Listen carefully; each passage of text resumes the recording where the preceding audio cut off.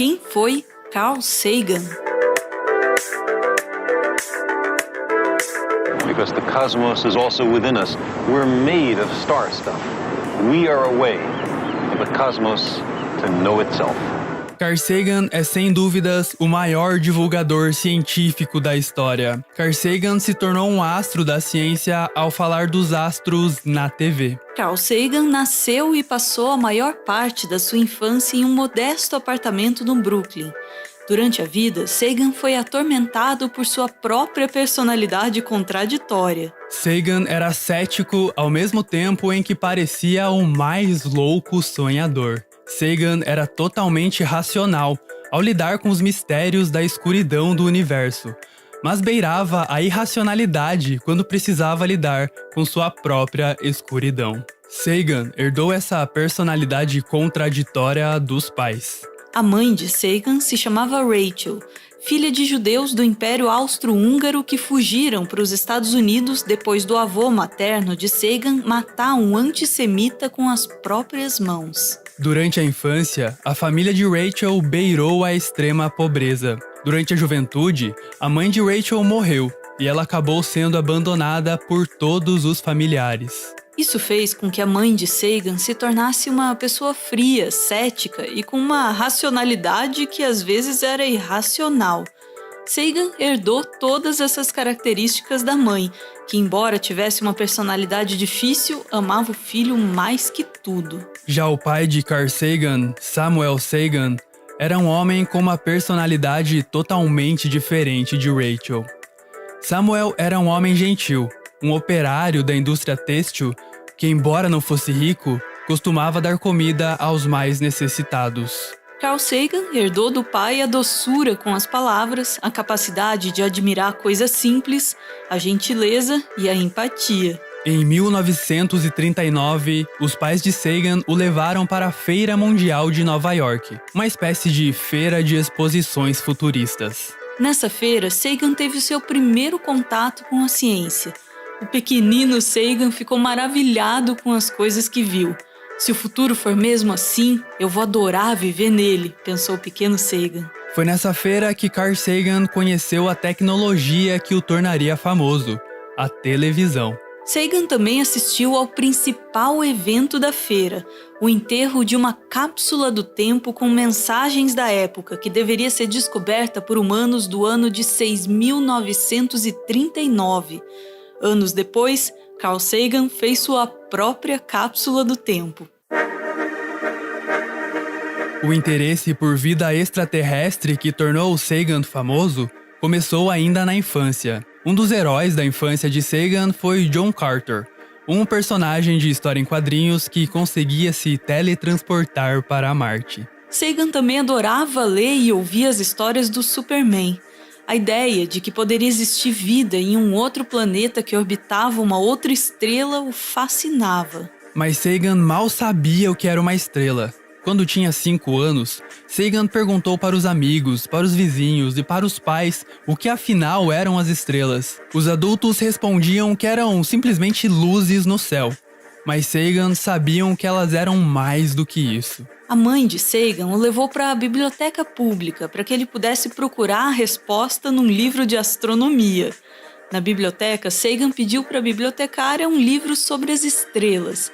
Ela foi até a estante e voltou com um livro sobre as estrelas de Hollywood. Não era aquele tipo de estrela que Sagan estava interessado. Sagan reclamou, a bibliotecária sorriu e voltou com o livro certo. I was so excited to know the answer that I opened the book breathlessly right there in the library.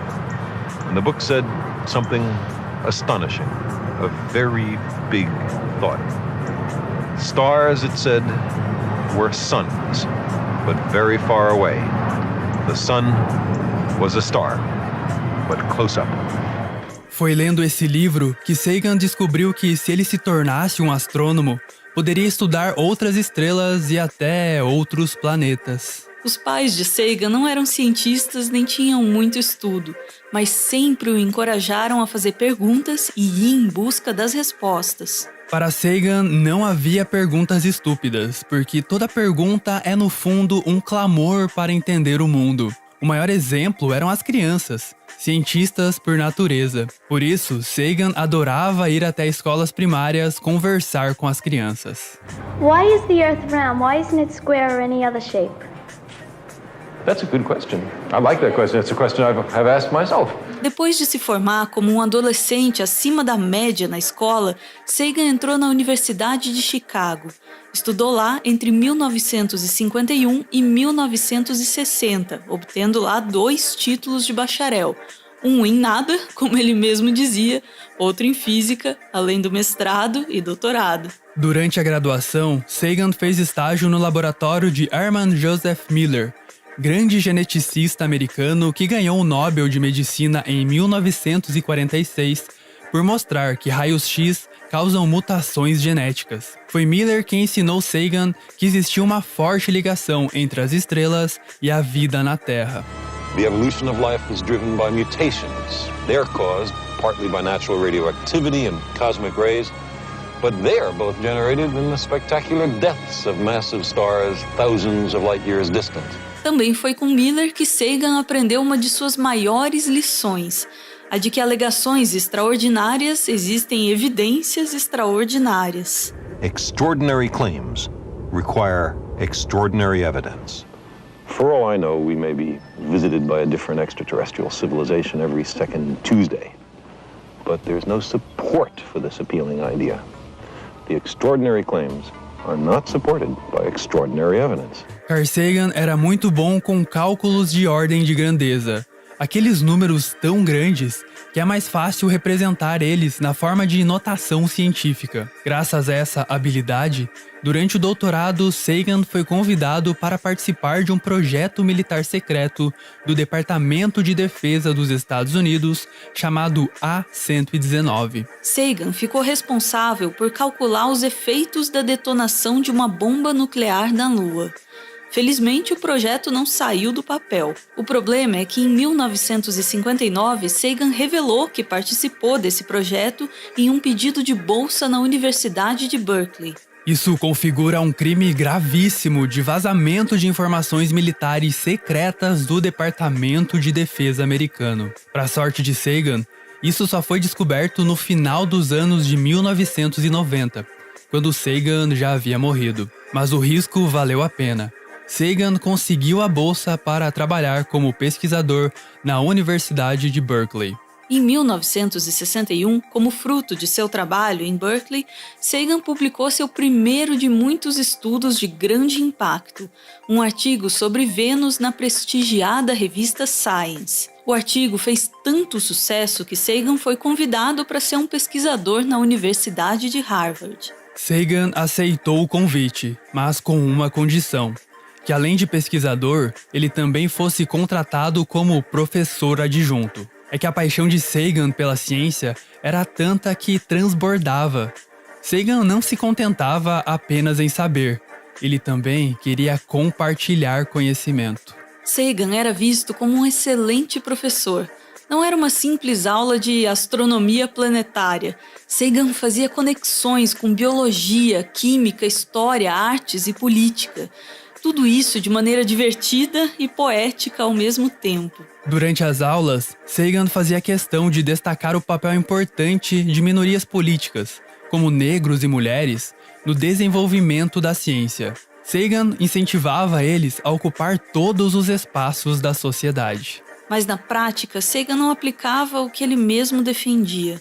Essa contradição de Carl Sagan foi o que arruinou seu primeiro casamento. Durante o doutorado, Sagan conheceu Lynn Margulis. Assim como Sagan, Lynn também era dona de uma mente brilhante, inquieta e ambiciosa. Influenciada por Sagan, Lynn passou a se dedicar ao estudo da biologia. Foi Lynn quem resolveu um dos maiores mistérios da biologia celular. Ela propôs a teoria da endossimbiose, que explica a origem da mitocôndria e dos cloroplastos. Sagan e Lynn tiveram 2 filhos, Dorian Sagan em 1959 e Jeremy Sagan em 1960. Mesmo tendo a esposa e 2 bebês em casa, Sagan chegava a trabalhar 18 horas por dia. Carl Sagan era um viciado em ciência, o que inevitavelmente o transformou em um viciado em trabalho.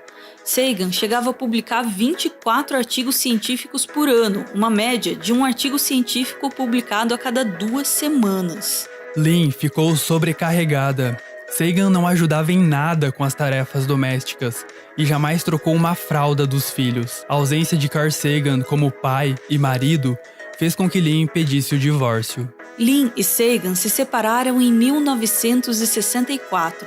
Carl Sagan ficou arrasado e recorreu à terapia, que o ajudou a reconhecer que foi ele o principal culpado pelo fim do matrimônio. Sagan ainda teve outras 2 esposas. Entre 1968 e 1981, foi casada com Linda Salzman, com quem teve o filho Nick Sagan.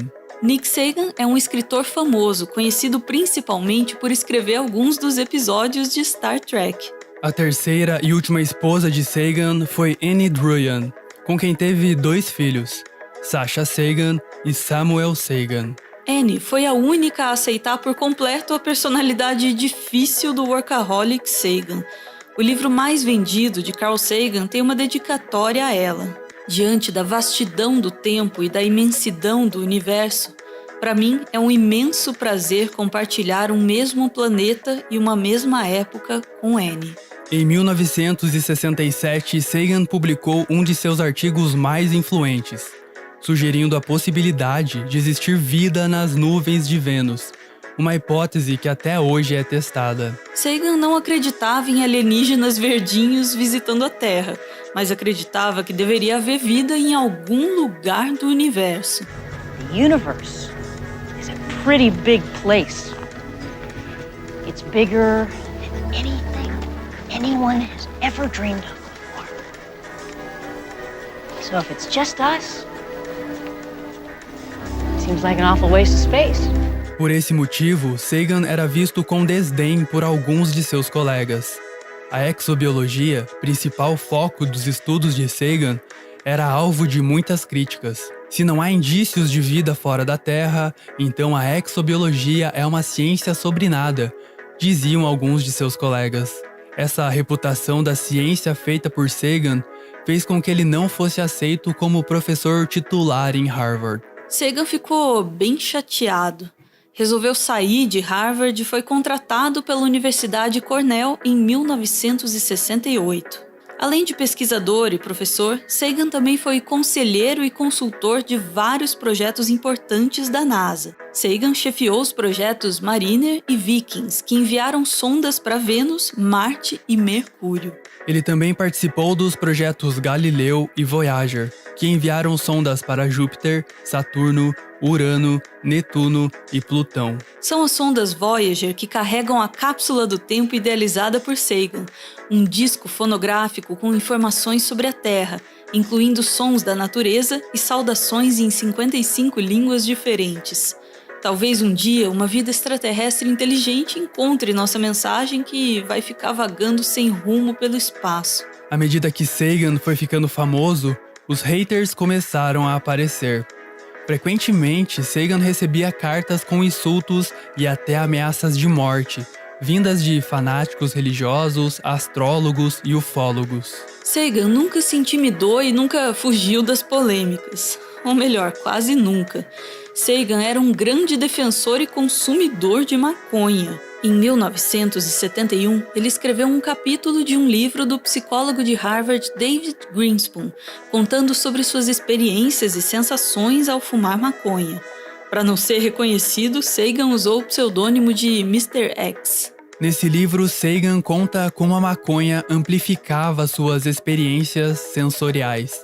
A comida ficava mais saborosa, músicas soavam mais deslumbrantes e pinturas artísticas pareciam ainda mais belas. Sagan dizia que, quando fumava maconha, era capaz de focar toda a atenção somente à sensação que estava sentindo. Sagan escreveu diversos outros ensaios e livros de divulgação científica. Suas obras mais famosas foram o livro e a série Cosmos. O livro vendeu mais de 900 mil cópias. Já a série foi assistida por mais de 500 milhões de pessoas em 60 países. Um remake da série Cosmos foi ao ar em 2014, agora com a apresentação do astrofísico Neil deGrasse Tyson, um dos pupilos de Sagan. Em 1975, o já renomado Carl Sagan convidou o jovem Tyson de apenas 17 anos para passar um dia com ele no seu laboratório. Com 17 anos, Tyson já sabia que queria ser um cientista, mas naquele dia descobriu que tipo de pessoa ele queria ser. At the end of the day, he drove me back to the bus station. The snow was falling harder. He wrote his phone number, his home phone number, on a scrap of paper. And he said, if the bus can't get through, call me. Spend the night at my home with my family. I already knew I wanted to become a scientist, but that afternoon, I learned from Carl the kind of person I wanted to become. Sagan inspirou Tyson e muitos outros. Science is more than a body of knowledge. It's a way of thinking. Sagan acreditava que para a democracia continuar funcionando em uma era cada vez mais dependente do conhecimento, o conhecimento deve ser democratizado. We live in an age based on science and technology with formidable technological powers. And if we don't understand it, by we I mean the general public, then who is making all the decisions about science and technology that are going to determine what kind of future our children live in? Just some members of Congress? But there's no more than a handful of members of Congress with any background in science at all. Temos mais boas notícias. Fruto de minha conversa direta com o primeiro-ministro da Índia, receberemos até sábado matéria-prima para continuarmos produzindo a hidroxicloroquina, de modo a podermos tratar pacientes da Covid-19.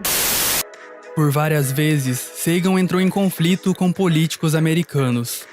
Sagan se identificava com os valores liberais sociais da época, o que fez com que ele fosse diversas vezes associado ao socialismo soviético. Well, are you a socialist? I'm not sure what a socialist is, Well, but I it's believe just that the government has a responsibility to care for the people. I'm not talking about dole. I'm talking about making people self-reliant, people able to take care of themselves. Mas a principal preocupação política de Sagan era com uma possível guerra nuclear entre os Estados Unidos e a União Soviética. If we're willing to live with the growing likelihood of nuclear war, shouldn't we also be willing to explore vigorously every possible means to prevent nuclear war? Nuclear arms threaten every person on the Earth. Sagan também foi um dos primeiros cientistas a tentar alertar a humanidade sobre os perigos de uma crise climática. Ele sabia que o que tornava Vênus um planeta tão inóspito era o efeito estufa e que a Terra poderia seguir o mesmo caminho. Computer models that successfully explain the climates of other planets predict the deaths of forests, parched croplands, the flooding of coastal cities, environmental refugees, widespread disasters in the next century, unless we change our ways. Em 1994, Sagan foi diagnosticado com mielodisplasia. Acabou falecendo de pneumonia em 20 de dezembro de 1996. Carl Sagan faz falta no mundo de hoje. O negacionismo científico já custou a morte de milhões de pessoas no Brasil e no mundo. Vivemos tempos de escuridão. Mas os ensinamentos de Sagan rompem as barreiras do tempo e nos dão esperança e motivação para continuar lutando por um mundo melhor. Como dizia Carl Sagan, a ciência é como uma vela que ilumina a escuridão em um mundo assombrado pelos demônios do falso conhecimento. History is full of people who, out of fear or ignorance or the lust for power, have destroyed treasures of immeasurable value, which truly belong to all of us. We must not let it happen again.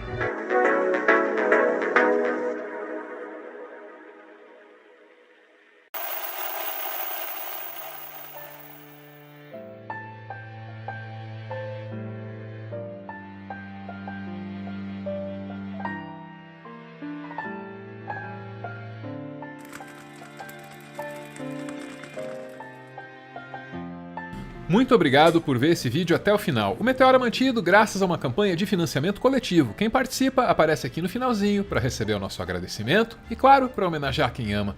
Hoje a gente está vendo aí o Daniel acompanhado da Luísa, para quem ele manda a mensagem que segue. Obrigado por ser a melhor namorada do mundo e, há pouco tempo, a melhor noiva. Luísa, você me faz o homem mais feliz do mundo. E quero que seja assim para sempre, mas só se você quiser. Beijo, gente! Valeu!